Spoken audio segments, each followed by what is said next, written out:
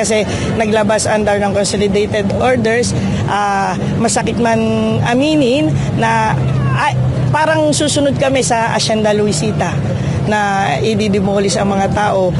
Napakasakit po sa amin mga kalooban. Humihingi po kami ng tulong na huwag kaming paalis sa amin tinitirik ang bahay. Paano po yung mga apo-apo pa namin, yung apo sa tuhod? Saan po kami pupulutin? Saan po kami papupuntahin? Doon na rin po kami ipinanganak at doon na rin po kami nanirahan, doon po kami nagsasaka. Nandun pong lahat ng aming ikinabubuhay. Napakaliwanag po naman CLOA, Certification of Land Ownership Award. Ibig sabihin, ibinigay na ng gobyerno yan nung panong una-una.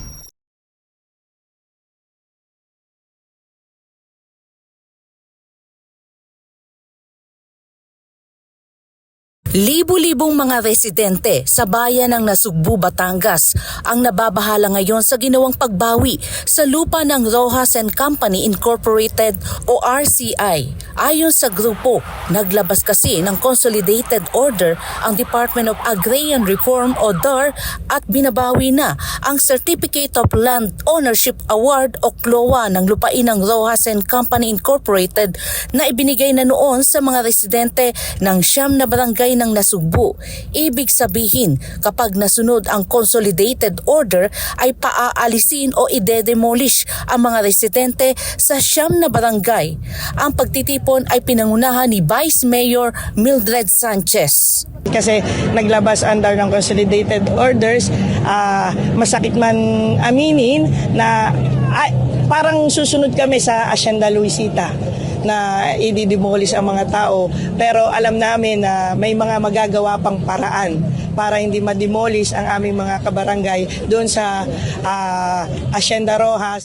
Yeah po, nagkaroon po ng magandang proseso nung simula hanggang sa sinukat yung mga tangkilik ng mga tao at binigyan po ng mga CLOA.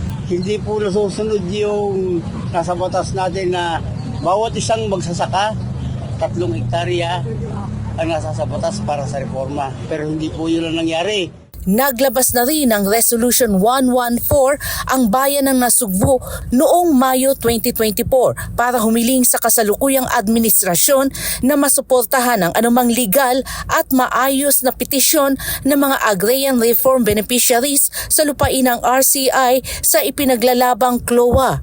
Nauna nang idiniklarang iligal ng Korte Suprema noong December 17, 1999 ang Notice of Coverage na inisyu ng DAR sa mga nabigyan ng Certificate of Land Ownership Award o CLOA.